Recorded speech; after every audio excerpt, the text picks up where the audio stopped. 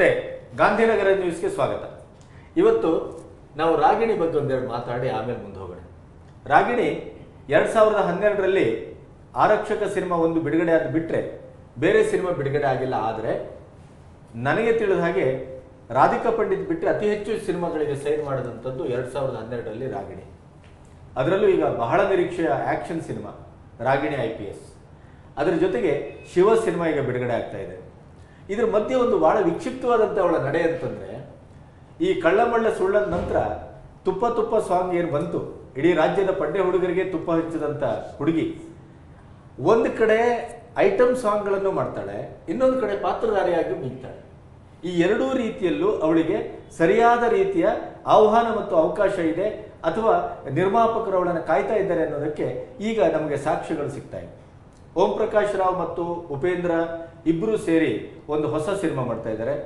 ಅದಕ್ಕೆ ತ್ರಿವಿಕ್ರಮ ಅಂತಿತ್ತು, ಈಗ ತ್ರಿಮೂರ್ತಿ ಅಂತ ಹೆಸರಿಟ್ಟಿದ್ದಾರೆ. ಆ ಸಿನಿಮಾಕ್ಕೆ ರಾಗಿಣಿ ನಾಯಕಿ.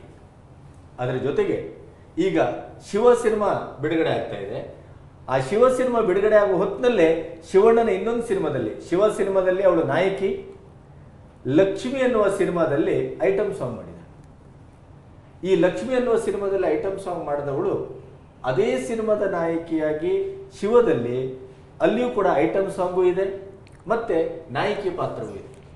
ಈ ಎರಡನ್ನೂ ಹೇಗೆ ಬ್ಯಾಲೆನ್ಸ್ ಮಾಡ್ತಾಳೆ ಅನ್ನೋದನ್ನ ತುಂಬಾ ಸೂಕ್ಷ್ಮವಾಗಿ ಗಮನಿಸಿದ್ರೆ ರಾಗಿಣಿ ತುಂಬಾ ಪ್ರತಿಭಾವಂತೆ ಮತ್ತು ತುಂಬಾ ರೊಮ್ಯಾಂಟಿಕ್ ಆಗಿ ತನ್ನನ್ನ ಗುರುತಿಸ್ಕೊಳ್ಳಿಕ್ಕೂ ರೆಡಿ ಇದ್ದಂತ ಹುಡುಗಿ ಅಂತ ಅನಿಸ್ತದೆ.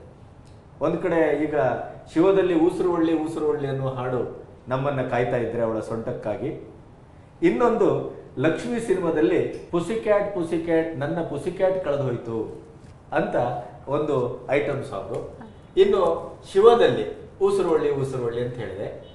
ಆಮೇಲೆ ಈಗ ಶಿವಣ್ಣ ಮತ್ತು ಓಂ ಪ್ರಕಾಶ್ ಅವರ ಕಾಂಬಿನೇಷನ್ ನಲ್ಲಿ ಮಾಡುವಂತ ನಾಯಕಿಯಾಗಿ ಅವಳೇನು ಒಪ್ಕೊಂಡಿದ್ದಾಳೆ, ಅದರಲ್ಲೂ ಕೂಡ ಒಂದು ಹಾಡು ಆ ಥರದ್ದಿರುತ್ತೆ. ಹಾಗಾದ್ರೆ ರಾಗಿಣಿ ಸಿನಿಮಾದಲ್ಲಿ ನಾಯಕಿಯಾಗಿದ್ರು ಕೂಡ ಅವಳೇ ಐಟಮ್ ಸಾಂಗ್ ಅನ್ನು ಮಾಡೋದ್ರಿಂದ 2 in 1 ಆಗಿ ಅವಳು ಬಳಸ್ತಾ ಇದ್ದಾರೆ ನಮ್ಮ ಕನ್ನಡ ಚಿತ್ರರಂಗ ಅಂತ ಆಯ್ತು ಅಲ್ವಾ?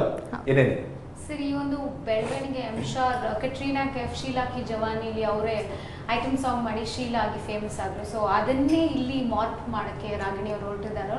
Anyway all the best for. ಮತ್ತೆ ರಾಗಿಣಿಯ ಇಡೀ ಬಾಡಿ ಲ್ಯಾಂಗ್ವೇಜ್ಗೆ ಅದು ಹೊಂತದ ಅಲ್ವಾ? ಈಗ ಅದನ್ನ ತಪ್ಪು ತಿಳಿದೇ ಇದ್ರೆ ಈಗ ನಾವು ಯಾರು ನೋಡುವಂಥವರೆಲ್ಲ ಈಗ ಮಾಡ್ಲಿಕ್ಕೆ ಆಗುದಿಲ್ಲ.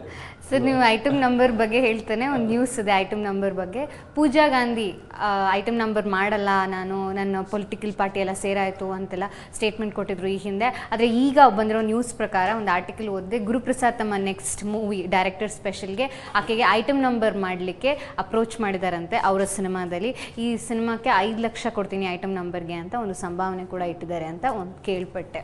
ನನಗೆ ಈಗ ನೀವು ಪೂಜಾ ಗಾಂಧಿ ಹೆಸರು ಹೇಳಿದ್ರಿಂದ ಪೂಜಾ ಗಾಂಧಿ ಐಟಮ್ ಸಾಂಗ್ ಮಾಡಿದ್ರೆ ಅದು ಎಷ್ಟರ ಮಟ್ಟಿಗೆ ಯಶಸ್ವಿ ಆಗುತ್ತೆ ಅನ್ನೋದು ನನಗೆ ಗೊತ್ತಿಲ್ಲ. ಯಾಕೆಂತಂದ್ರೆ ನೀವು ಒಂದು ಕಡೆ ರಾಗಿಣಿಯನ್ನು ಇಟ್ಕೊಂಡು ನೋಡಿದ್ರೆ, ಇನ್ನೊಂದು ಕಡೆ ಐಂದ್ರಿತಾ ರೈಯನ್ನ ಆ ಥರದ ಬಾಡಿ ಲ್ಯಾಂಗ್ವೇಜ್ ಅನ್ನು ಇಟ್ಕೊಂಡು ನೋಡಿದ್ರೆ, ನೀವು ಪೂಜಾ ಗಾಂಧಿಯನ್ನ ಐಟಮ್ ನಲ್ಲಿ ತೋರಿಸಿದ್ರೆ ಹೇಗಿರ್ಬೋದು ಅಂತ ಒಂದ್ಸರಿ ಕಣ್ಣು ಮುಚ್ಕೊಂಡು ನೋಡಿದ್ರೆ ನನಗೇನೋ ಅದು ಓಕೆ ಆಗೋದು ಅಥವಾ ಜನ ಸ್ವೀಕರಿಸ್ತಾರೆ ಅಂತ ಅನ್ಕೊಳ್ಳೋದಿಲ್ಲ. ಯಾಕೆಂದ್ರೆ ಪೂಜಾ ಗಾಂಧಿಯ ಬೆನ್ನನ್ನ ತೋರಿಸಿದ್ದೆ ಇವತ್ತು ಬಹಳ ಸುದ್ದಿಯಾಗಿದೆ ಮತ್ತು ಅದು ಮೋಸ್ಟ್ ಎಕ್ಸೆಪ್ಟೇಬಲ್ ಅಂತ ಜನ ಭಾವಿಸಿದ್ರಿಂದ ಬೆನ್ನು ಓಕೆ, ಐಟಮ್ ಯಾಕೆ ಅಂತ ನನ್ನ ಪ್ರಶ್ನೆ. ಇದ್ರ ಬಗ್ಗೆ ಈ ಮುಂಚೆ ಆಲ್ರೆಡಿ ಡಿಸ್ಕಸ್ ಮಾಡಿದ್ದೀವಿ. ಮುಂದೆ ಹೋಗ್ತಾ ಇನ್ನು ಶಿವಣ್ಣನವರ ಸುವರ್ಣ ಮಹೋತ್ಸವ ತುಂಬಾ ಅದ್ಧೂರಿಯಾಗಿ ನಡೀತಾ ಇದೆ.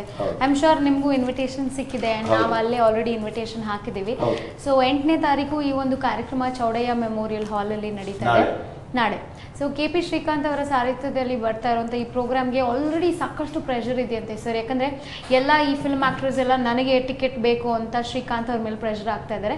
ಬಟ್ ಪ್ರಾಬ್ಲಮ್ ಏನಂದರೆ 1050 ಸೀಟ್ಸ್ ಇರುವಂಥ ಚೌಡಯ್ಯ ಮೆಮೋರಿಯಲ್ ಹಾಲಲ್ಲಿ ಎಷ್ಟಾಗುತ್ತೆ ಅಷ್ಟು ಜನನ ಮಾತ್ರ ಅಕಾಮಿಡೇಟ್ ಮಾಡೋಕ್ಕೆ ಸಾಧ್ಯ. ಅಷ್ಟು ಅಲ್ಲದೆ ಈ ಒಂದು ಕಾರ್ಯಕ್ರಮಕ್ಕೆ ಸಾಕಷ್ಟು ಗಣ್ಯಾತಿ ವ್ಯಕ್ತಿಗಳು, ಪಾಲಿಟಿಷಿಯನ್ಸ್ ಇವರೆಲ್ಲ ಬರೋ ಕಾರಣ ಇಂಪಾರ್ಟೆಂಟ್ ಆ್ಯಕ್ಟರ್ಸ್ ಹಾಗೇನೆ ಮೇನ್ ಸ್ಟ್ರೀಮ್ ಫಿಲ್ಮ್ ಇಂಡಸ್ಟ್ರಿ ಅವ್ರನ್ನ ಕರೆಸ್ತಾ ಇದ್ದಾರಂತೆ. ಸೊ ಐ ಆಮ್ ಶೋರ್ ಇದ್ರ ಬಗ್ಗೆ ನಾನು ಆಲ್ರೆಡಿ ಹೇಳಿದೆ. ಈ ಒಂದು ಕಾರ್ಯಕ್ರಮದಲ್ಲಿ ಸಾಕಷ್ಟು ಡೊನೇಷನ್ಗಳು ಇದೆಲ್ಲ ಮಾಡ್ತಾರೆ ಅಂತ. ಸೊ ಇದ್ರ ಬಗ್ಗೆ ನೀವು ಡೊನೇಷನ್ ವಿವರಗಳು ಇದೆಯಾ ನಿನ್ನ ಹತ್ರ?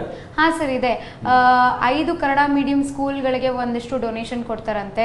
ಹಾಗೆ 15 ಆಟೋಗಳನ್ನ ಕೊಡ್ತಾ ಇದ್ದಾರೆ. ಮತ್ತೆ ಹೊಲಿಗೆ ಮಿಷಿನ್ಗಳು 5 ಬಡ ಹೆಣ್ಮಕ್ಳಿಗೆ ಹಂಚ್ತಾ ಇದ್ದಾರೆ. ಅಷ್ಟೇ ಅಲ್ಲದೆ 10 ಬಡ ಜನರನ್ನ ಸೆಲೆಕ್ಟ್ ಮಾಡಿ ಅವ್ರಿಗೆ ಒಂದಿಷ್ಟು ಡೊನೇಷನ್ ಕೊಡ್ತಾ ಇದ್ದಾರೆ. Last but not the least chief minister's family relief ಫಂಡ್ಗೆ ಒಂದಿಷ್ಟು ಡೊನೇಷನ್ ಅಂತ ಕೊಡ್ತಾ ಇದ್ದಾರೆ. ಇದರಲ್ಲಿ ಕಾರ್ಯಕ್ರಮದ ಒಂದು ರೀತಿ ನೀತಿಗಳನ್ನ ಗಮನಿಸಿದ್ರೆ, ಒಂದು ಶಿವಣ್ಣನ ಕಾರ್ಯಕ್ರಮ ನೀವು ಚೌಡಯ್ಯದಲ್ಲೆಲ್ಲ ಮಾಡೋದು ಬಹುಶಃ ಪಾಪ ಅವರ ಅವಸರದ ಮತ್ತು ಇತ್ಯಾದಿ ಕಾರಣಕ್ಕಾಗಿ ಮಾಡಿರ್ಬೇಕು. ಬಹುತೇಕವಾಗಿ ಶಿವಣ್ಣನ ಕಾರ್ಯಕ್ರಮ ನಾವು ನೋಡಿದಾಗ ಅರಮನೆ ಮೈದಾನದಲ್ಲೇ ಆಗೋದು ಜಾಸ್ತಿ. ಹಿಂದೆ ಅವರ 25ನೇ ವರ್ಷದ ಒಂದು ದೊಡ್ಡ ಸಂಭ್ರಮವನ್ನು ನಾವು ಕಣ್ತುಂಬಿಸ್ಕೊಟ್ಟಿದ್ದೇವೆ.